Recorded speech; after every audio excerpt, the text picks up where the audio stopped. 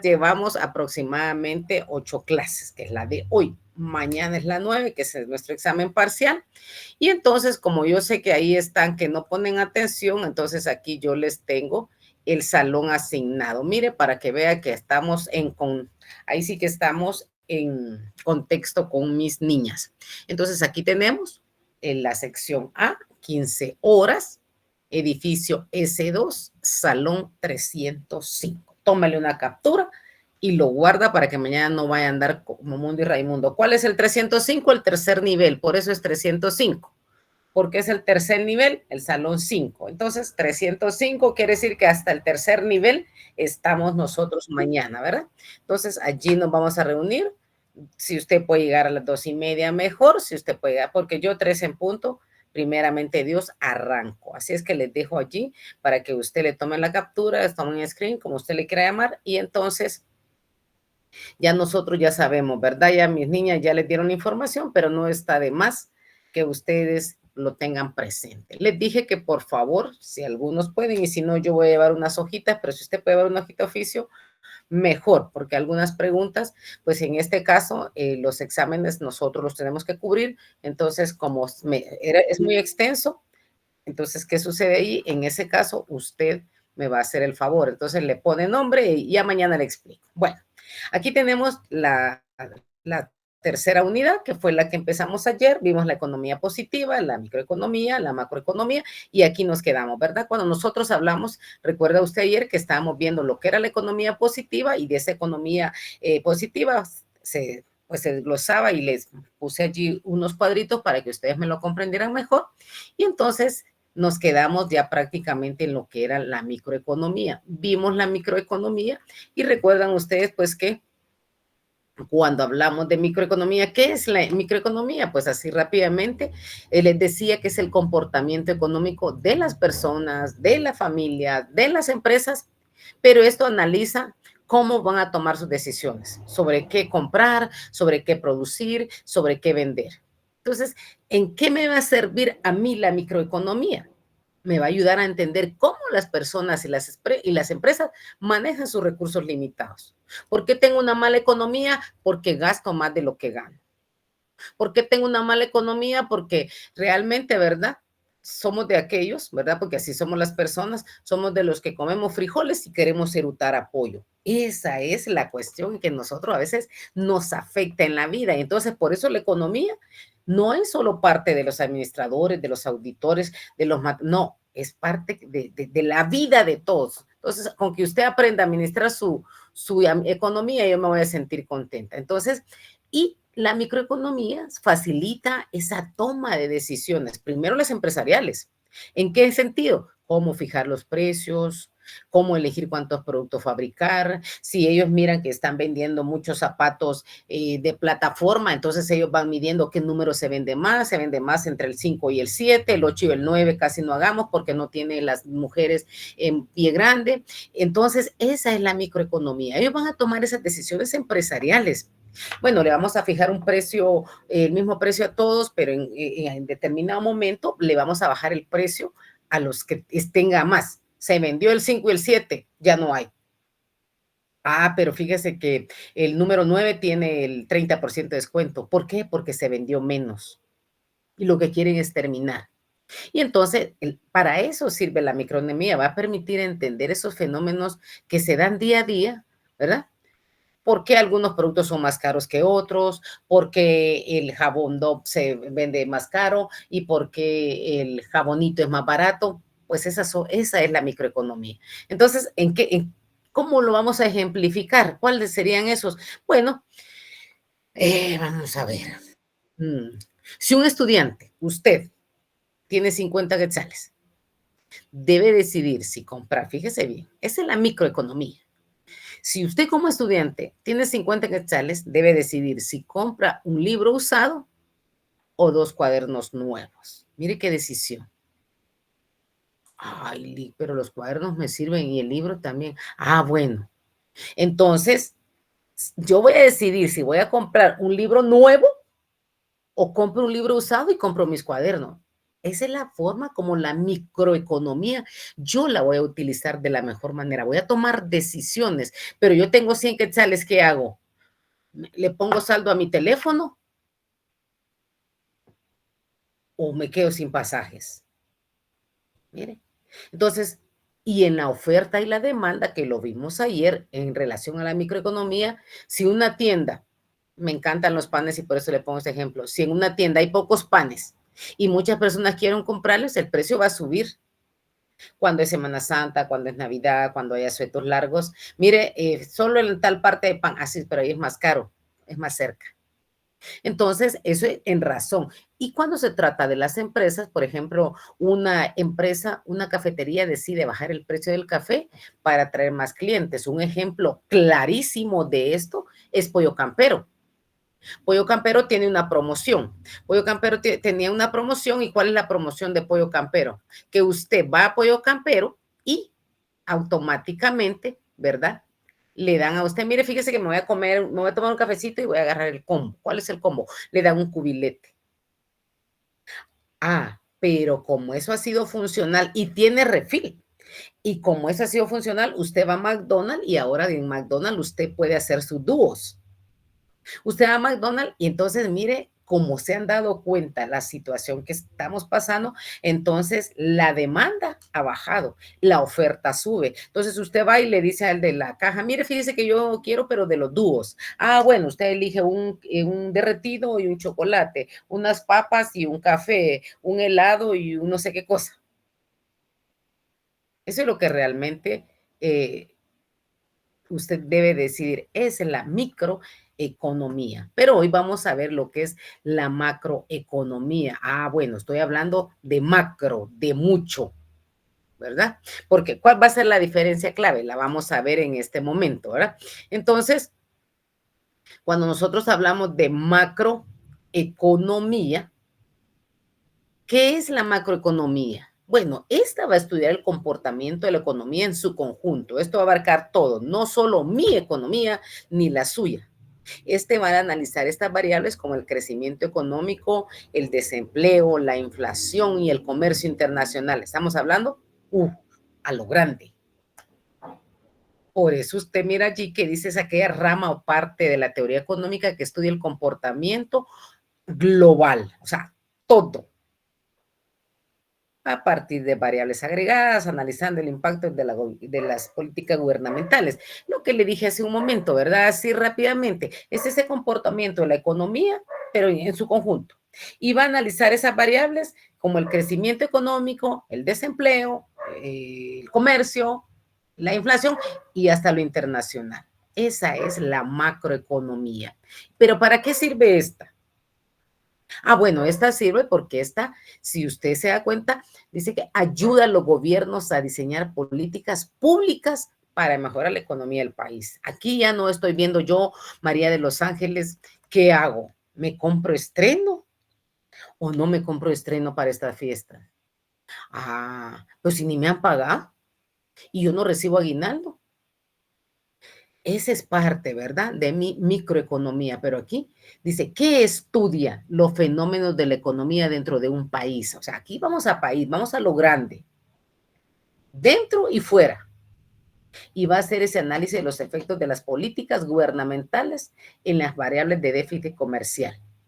Una producción, una inflación, un nivel de empleo, son muchas las cosas, ¿verdad? Porque aquí, entonces aquí ya es el Estado el que se encarga.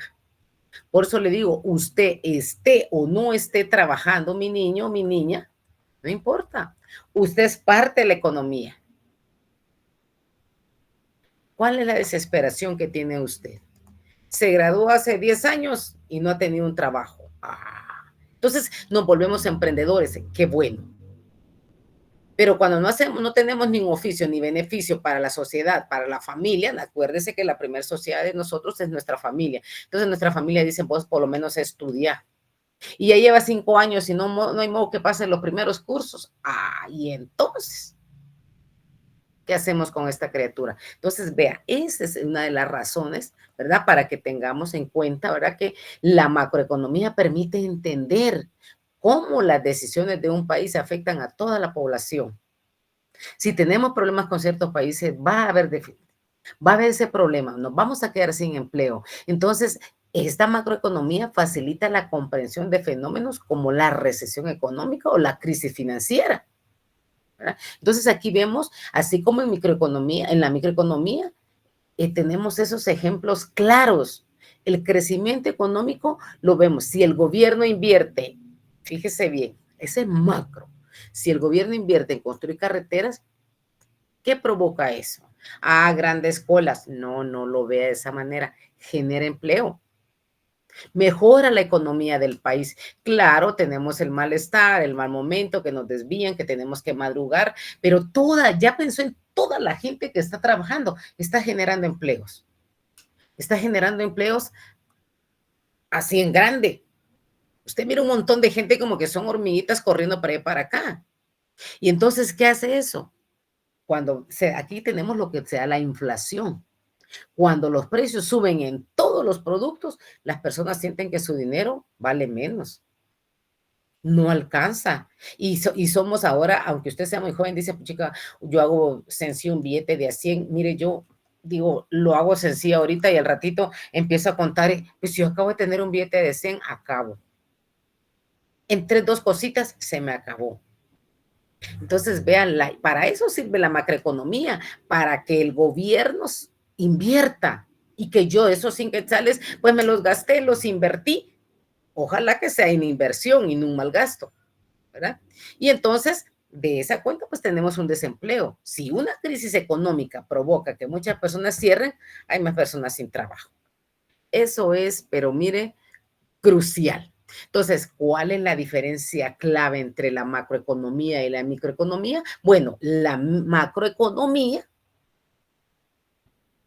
es la economía como un todo. Pensemos la economía de Guatemala. Pero si pensamos en la micro, son las pequeñas partes de la economía. Por ejemplo, el presupuesto suyo, el presupuesto de una familia o una empresa pequeña. Pero la macro es todo, es a nivel nacional. Piensa en la economía de Guatemala, esa es la macro. Guatemala, viendo cómo tenemos trabajo, cómo salimos de deudas, cómo damos más empleo. Micro, mi casa, mi caso, tengo que ver cómo gasto menos dinero. No puedo gastarme mi aguinaldo completamente porque el empresario eso es lo que quiere. El empresario no le ha dado a usted su aguinaldo y ya tiene unas grandes ofertas. ¿Para qué? Para que ese dinero regrese y usted cae en el juego.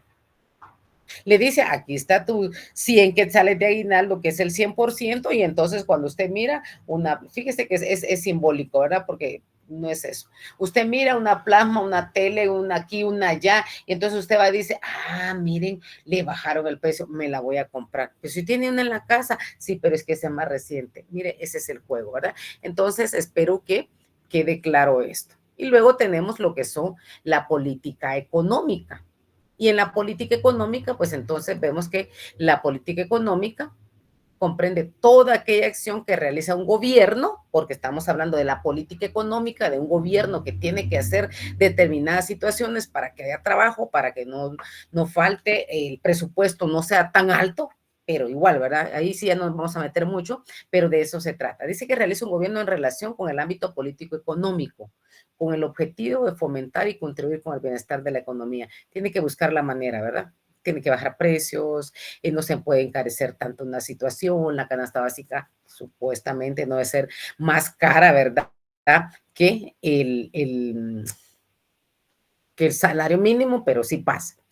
Y las políticas económicas llevan a cabo un gobierno que está influenciado por la política fiscal, la monetaria, la exterior y la de rentas principalmente. Bueno, entonces aquí tenemos que el Fondo Monetario Internacional, el Banco Mundial, la Reserva Federal, influyen directamente sobre la política económica del país.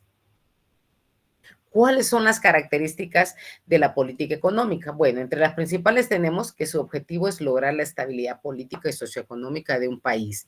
Si ellos tienen esas políticas, si ellos están siempre pendientes, que no pasa, entonces va a haber un buen funcionamiento, pero nosotros tenemos una malísima economía y para nadie es un secreto que se escucha a voces el presupuesto tan alto que deje el Congreso para el próximo año. ¿Quién lo paga? De por sí ya estamos mal. Y nosotros también no colaboramos con nosotros mismos, no nos valoramos, decía el video, entonces eso afecta al mal funcionamiento de la economía y el bienestar de nosotros mismos, y ellos afectan a todos los ciudadanos. Ellos son responsables de que haya bienestar. Cuando un candidato decide participar, lo primero es que ofrece es trabajo, un salario, menos desempleo. Mire, es grande. Cuando llega allá, lamentablemente, se le olvida, ¿verdad? Se le olvida que él había ofrecido, pues claramente, todas estas cosas. Y entonces, ¿y ahora qué pasó? Allí donde viene el rechazo, es donde la gente empieza a rechazar a los gobiernos. Por ejemplo, ustedes estaban oyendo hace un par de meses que ya quería salir los profesores porque ya no queremos a Bernardo. Pues ni no que él era el mejor, pues. Y entonces vea cómo la economía, por eso veíamos ayer esa economía, es la economía positiva normativa. Y de esa positiva se deriva, ¿verdad? Esa microeconomía y la macroeconomía. ¿Por qué? Porque tenemos la economía normativa que trata de lo que, ¿se acuerda que le dije que la economía normativa trata de lo que debería ser? Entonces depende de nuestro juicio de valor, de lo que yo piense, y va influenciada por esa ideología. Entonces, es bien importante que nosotros pues vayamos poniendo en práctica todas estas situaciones, tanto para el examen como para nuestra vida. Entonces, aquí dice que en cada país, es especificada en cada país. La economía de nosotros no es la misma que El Salvador, ni la de Honduras, ni la de Guatemala, ni los Estados Unidos, porque cada uno tiene sus propias ideologías y la ideología a veces es del gobierno que llega, ¿verdad? Y entonces lo veíamos anteriormente, pero se lo dejo aquí, que en ocasiones se encuentra influenciada por organismos internacionales.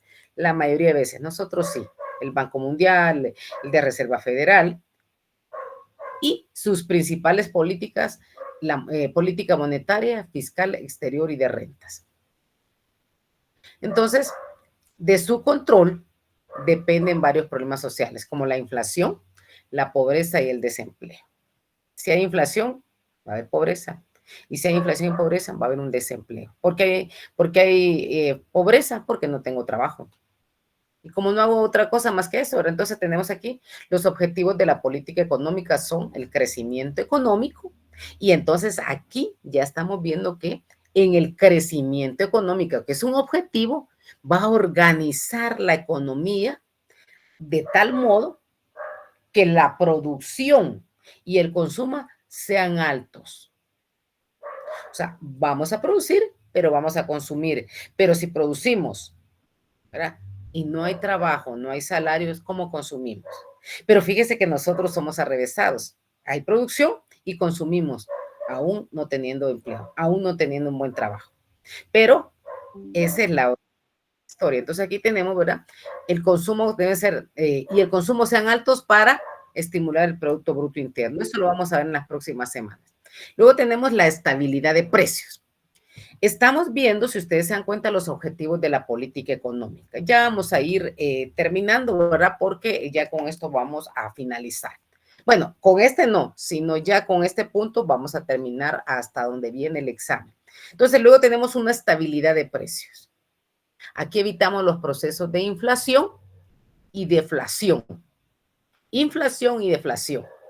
Y entonces va a mantener el poder adquisitivo de la población y entonces eso va a evitar que nosotros tengamos problemas económicos, tengamos esos grandes conflictos que se van a dar y va a marcar un equilibrio en el mercado internacional. Dice que va a mantener un buen nivel de balanza comercial para evitar golpes a la economía. No es posible que nosotros tengamos que recurrir a otro país o compremos. Aquí se ha dado un problema, si usted se da cuenta, tenemos un problema bien serio. ¿Cuál es ese problema? Que la gente prefiere comprar, fíjese bien usted, y las cosas que vienen de Tapachula porque son más económicas. Los precios son mejores y de mejor calidad. Pero ¿por qué pasa eso? ¿Por qué cree usted que pasa? Obviamente, ¿verdad? La economía de México no es igual que la nuestra. Ahí es el detalle. Aquí no tenemos facturas, sí, pero a veces es mejor la mayonesa McCormick que la B&B. Son pequeñas cosas. Redistribución de renta, ¿se acuerda que lo vimos ayer? Distribuir de manera equitativa los fondos asignados para el mercado a los ciudadanos. Debe haber una canasta básica regularizada. No puede ser que aquí en Amatitlán a mí me cueste la libre tomate 4 quetzales y en Guatemala cueste 10, o al revés, cueste 2. Y un objetivo más genera empleo. A través de las políticas económicas se debe conseguir que la mayor parte de la población posea un empleo. Por supuesto, estos son objetivos, mire, de la política económica, que todos tengamos un trabajo. Entonces, ¿cuáles son esos factores que veíamos hace un momento? Los factores de la política económica, mire, el factor es un elemento que actúa como condicionante para la obtención de un resultado. Entonces, pregunta de examen, factores de la política: inflación, deflación y economía hiperinflacionaria. Inflación, deflación y economía hiperinflacionaria. ¿Cuáles son esas? ¿Qué es la inflación? Dice que la inflación es el aumento general de los precios de los bienes y servicios durante un periodo de tiempo. La inflación refleja una erosión en el poder de compra.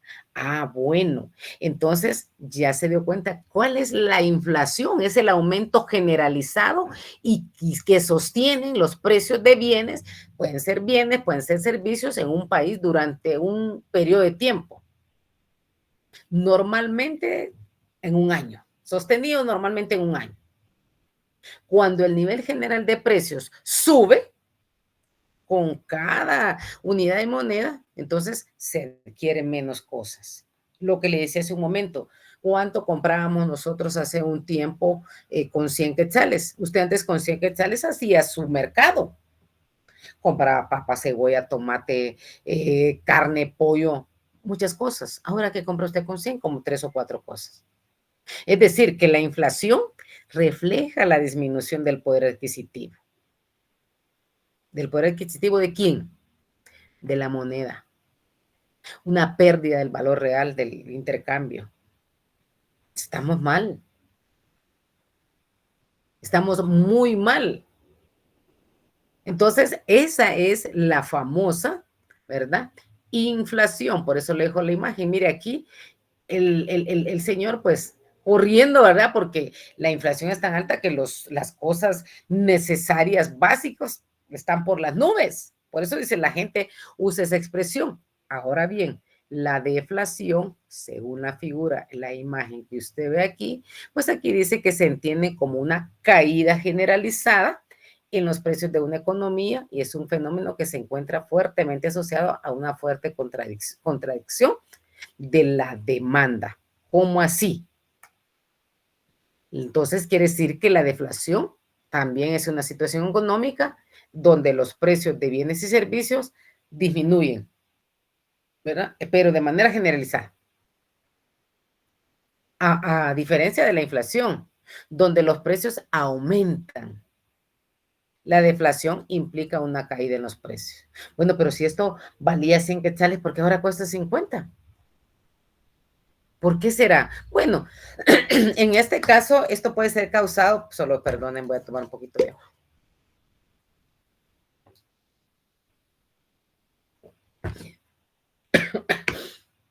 Esta deflación puede ser causada por una disminución en la demanda de bienes y servicios. Ya no se compró, ya no se vendió.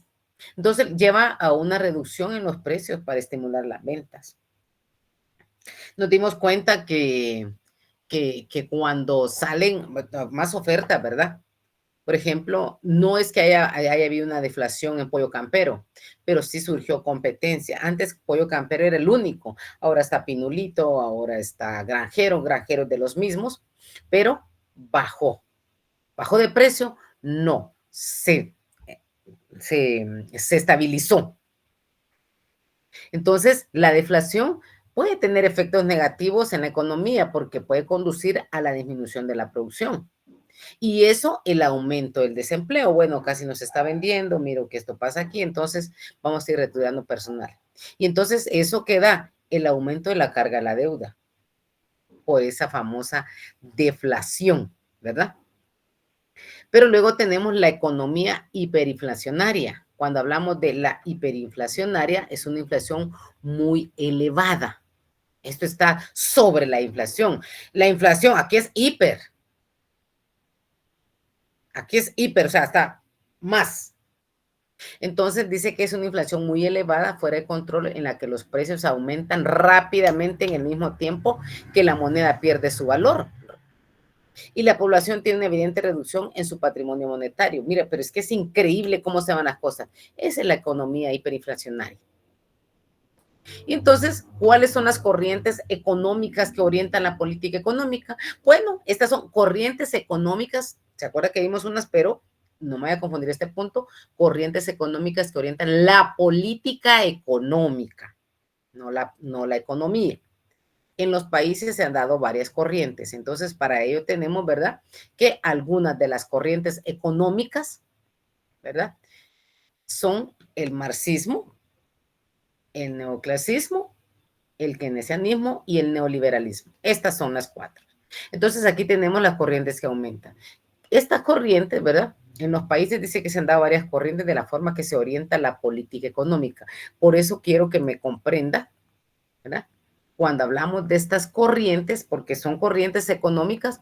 Y entonces, ¿qué quiere decir? Que las corrientes que orientan la política económica son enfoques teóricos que guían a los gobiernos, les van a dar una luz, van a ir más allá. Por eso es que un presidente no puede estar solo, él tiene que estar asesorado, porque tiene que tener estrategias para manejar la economía de un país, no se lo tiene que delegar totalmente. Hay que mire que es el ministro de Economía, no señor, esto no es así, ¿verdad? Entonces, vea la importancia de cada una de ellas, el neoliberalismo, ya las tenemos arriba, keynesianismo, neoclasismo y marxismo. Tómele una captura, yo sé por qué se lo digo. Miren, ahí se la voy a dejar. Por lo menos ya le di 2 preguntas del examen.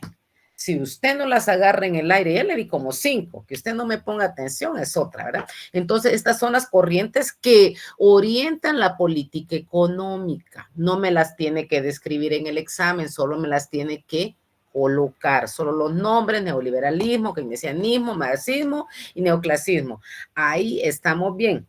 Bueno, y luego tenemos, ¿verdad?, ¿quiénes fueron? Pues obviamente sus precursores. Ya sabemos que el marxismo es, pues, don Karl Marx, ¿verdad? Y entonces tenemos que la escuela marxista se desarrolla en un ambiente de intensa lucha de las clases sociales. Esa es una situación que la hemos visto nosotros siempre, porque cuando nosotros hablamos de don Marx, ¿verdad? El marxismo es porque es marxista. Por eso es que se le llama así, marxista, ¿verdad? Cuando hablamos de él, pues sabemos que él era su filosofía, su pensamiento, podríamos decirlo de esa forma, ¿verdad? Su pensamiento, pues iba enfocado, ¿verdad?, a esa intensa lucha de las clases sociales. Él era un precursor de ello, él era un precursor, y entonces él siempre tenía la idea, ¿verdad?, de luchar, porque todos, pienso yo, esa es mi fumada, fíjese, no es la de él, que todos fuéramos iguales, que todos tuviéramos nosotros en la vida, ¿verdad? Tuviéramos las mismas oportunidades. Entonces, en virtud de ello, pues él decía, bueno, yo voy a luchar contra eso. Algo que nosotros deberíamos de hacer en determinado momento, ¿verdad? ¿Por qué? Porque como ese era su pensamiento.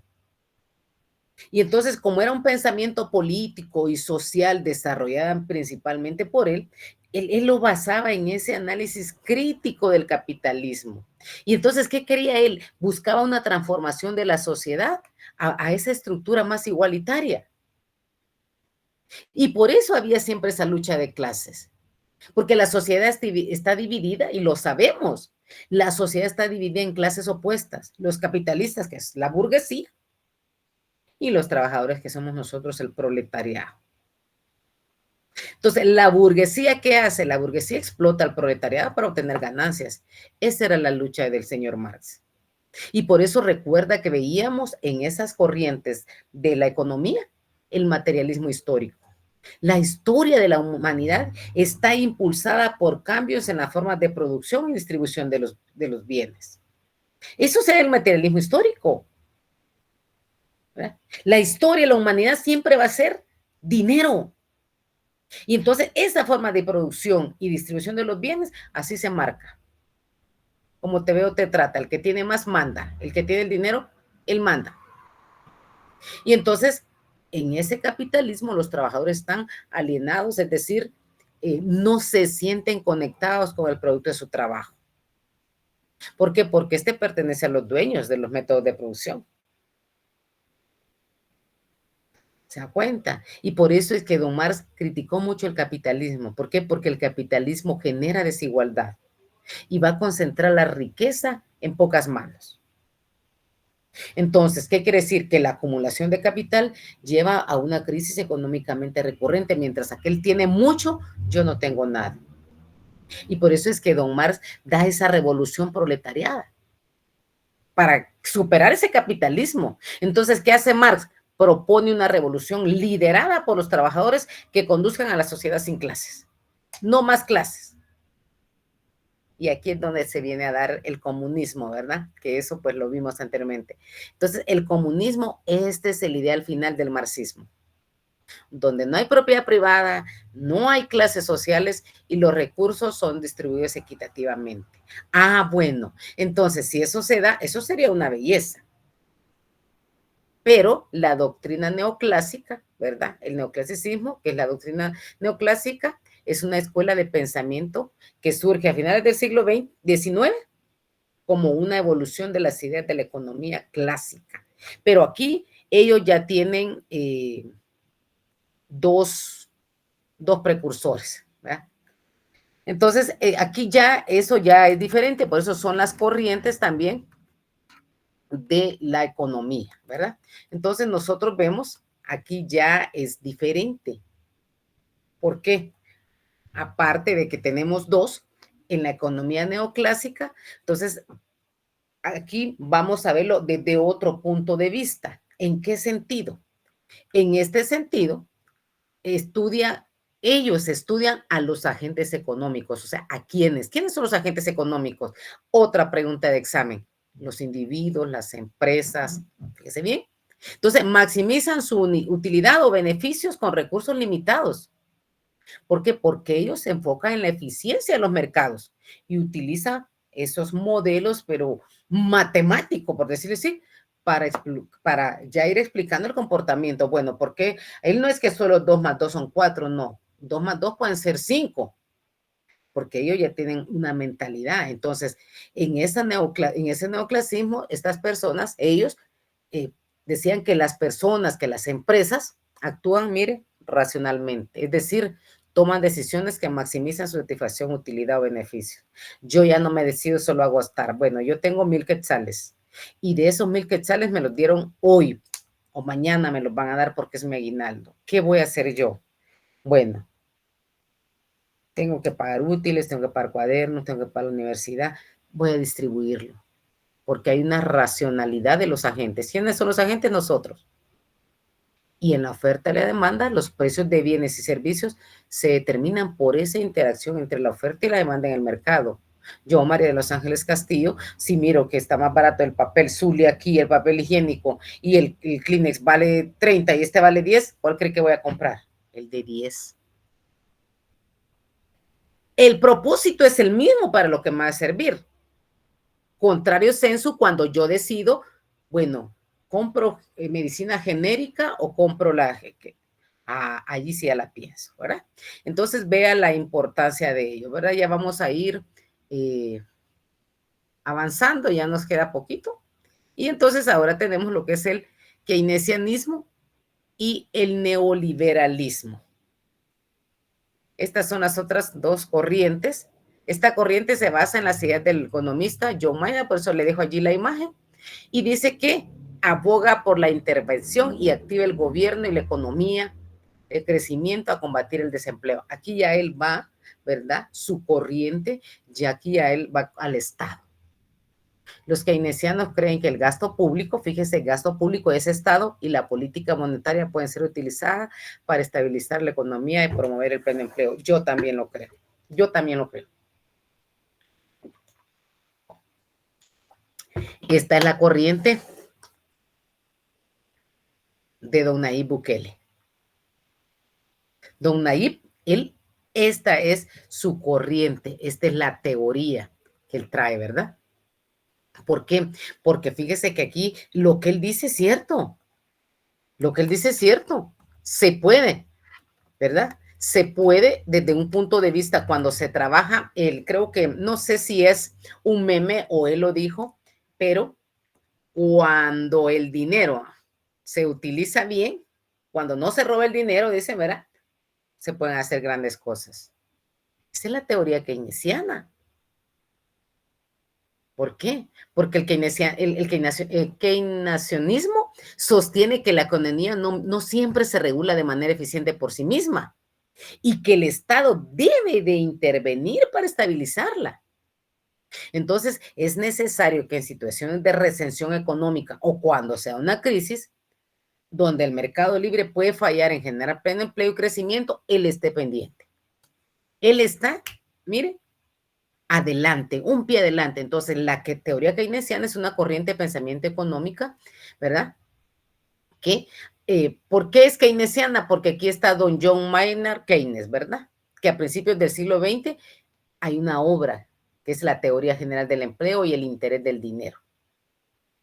Y el enfoque de esa obra, fíjese, es cómo resolver problemas como el desempleo y la crisis económica a través de la intervención activa del Estado en la economía. Esa es una de las razones de esa teoría keynesiana. Entonces, esas ideas las trae él, ¿verdad? Donde demanda, ¿verdad? Como demanda agregada, hay un gasto total de consumidores, empresas y el gobierno.